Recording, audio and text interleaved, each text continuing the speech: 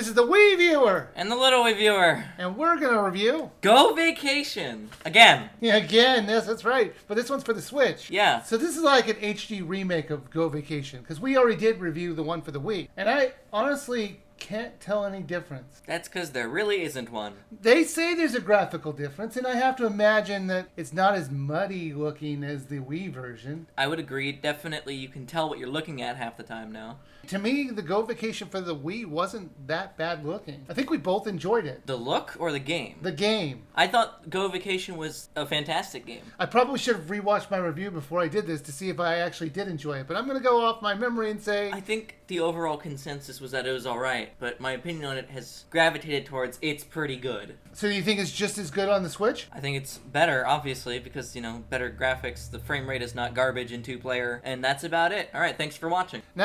Let's at least talk about Go Vacation. But we did already! I guess we could just say, well, let's rehash what we talked about in the Wii version, I guess? There's a few new things in the Switch version. So in the Switch version, there's new fish and new photographs, stuff like that. But it's really basically the same game. So let's talk about the character selection, which I thought was really odd. Because they give you some presets. Ones that say boy, man, grandpa, grandma, father. But some of the presets for father looks like a 15-year-old kid. You can also adjust the height and size. I know, of the but come on, the character. way it looks doesn't look like someone who should be a father. I think it's more just young adult and then old adult. It doesn't say that. It says father and grandfather. It looks just like a younger, older person. The minigames itself, like skeet shooting or horse riding or even racing, everything was just boiled down to the most simple way of doing it. I really wish there was more to it at times. It does get a little more interesting in higher difficulty levels, but for the most part, yeah, you're right. It is pretty simple. So we actually did play this 2 players, and it worked just fine. Yeah,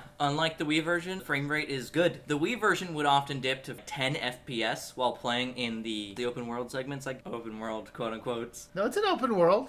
Ish. It's more like a playground-ish setting. It's a big playground. Well, isn't it just a recreation of Wii-Ski? Because that was the original game this game came out on, was Wii-Ski, and then they transferred that to this Go Vacation. So there are 4 environments on this island, which was really weird because in this summer beach area, a mountainous area, a city, and a snow area? How does that weather system work? There's actually nothing wrong with that. No one said the beach was hot. Everyone's walking around without a shirt on, and it's just like, No. oh, it's super cold! No one said it was cold either. I'm simply saying that ecosystem could totally exist. I'm sorry, but when you look at it from above when you're skydiving, it looks ridiculous. Yeah, okay, from above, they totally framed it in a way that makes absolutely zero sense. Because it's like all 4 corners. I'm pretty sure that doesn't work that way. Because this is basically a place for rich people.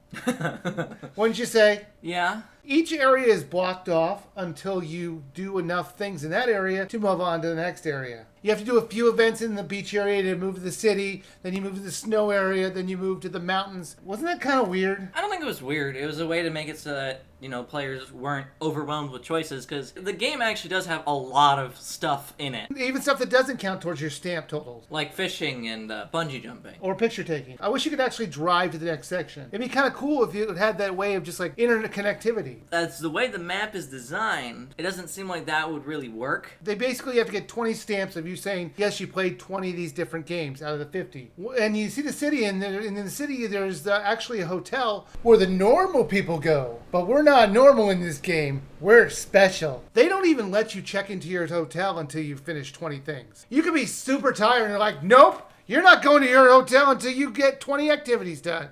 Oh, wait, check that. It's not a hotel we're going to be staying in. It's a villa. That's how much we're better than everyone else, apparently, at this place. And I'm like, come on, why is that the last thing? Shouldn't that be the first thing? So it's like, maybe I want to go hang out in my villa. Maybe I want to watch some TV. Maybe I want to go do something other than go surfing. But no, I got to kill myself by doing all these events in a row. I don't know about you, but I would rather do 20 activities for, a house. It's only a rental. And they're willing to remodel it constantly for you for a rental while you're on this island. This is the ultimate rich person's fantasy. Your villa, and everybody else stays in the hotel. It just seemed ridiculous. I'm like, can I just check into the hotel? Because that place looked nice. But your house is nicer. I want to relax. Let me go to my villa, please. So much things to do before I can just relax. I have the most expensive villa, but it has no toilet. Apparently, the ocean is my toilet. What's interesting is that you can actually jump all over the map. When you're in an area, there's fast travel. And in those fast travels,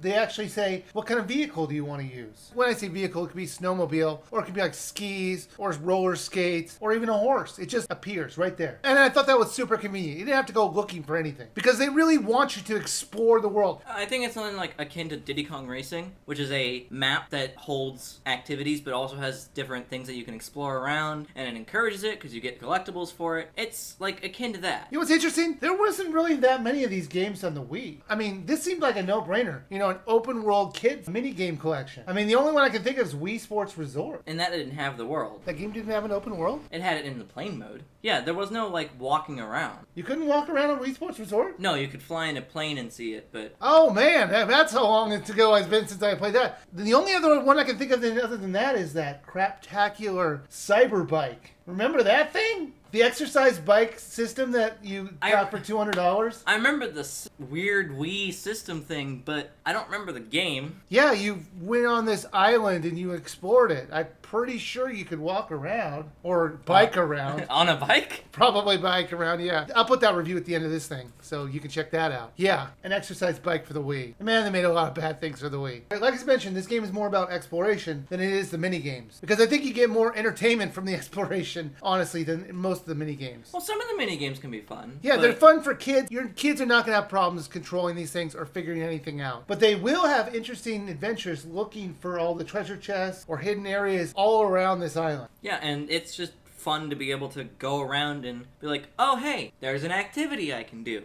I'm going to go do that. I mean, you spent 30 minutes just trying to go through these caves on a snow hill. Yeah, the snow resort is easily the biggest, probably like twice the size of any other resort, because it's a giant mountain. And that wasn't even any one of the mini games. You just decided to just go exploring, and you found the depths of hell, or a hidden volcano, which was interesting. There was no sign of this really hot lava area, but if you just keep exploring a little bit more, you just all of a sudden find it. It was just one of these incredible secrets that they really want you to go out of your way to find. Which is one of the 4 secrets, for like one for each area, that are in the game. And it's just a lot of fun to go look out for these, because they often, one, are, I wouldn't say visually impressive, but are drastically different from the environments that they're in. And 2, are just like fun to find the puzzle to get to them, because they usually involve either jumping or making tight jumps or like finding that secret little outcrop. And best part is that even if you fall, they'll just reset you and you just can restart again. So even for kids out there, even if they want to explore, there's no real penalties at all. What do you think of the games themselves?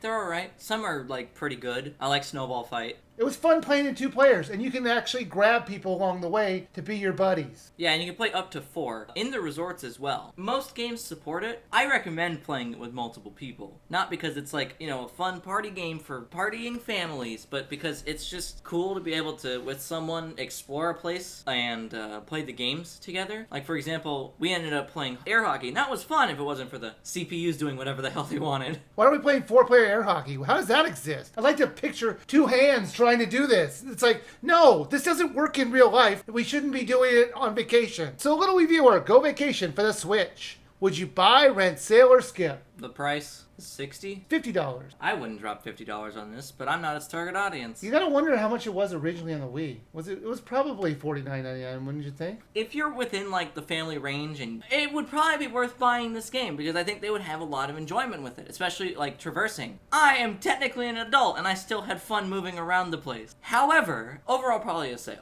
Now, I'm not gonna say this is a bad game, because it's not, because clearly we both love this game, but I think $50 is a little ridiculous for what looks like kind of a port of a Wii game with a little bit better graphics turned on. That's exactly what it is. I think it's worth about $30. And when it comes down to that price, yeah, you should absolutely buy it then. But until then, wait for it to go on sale.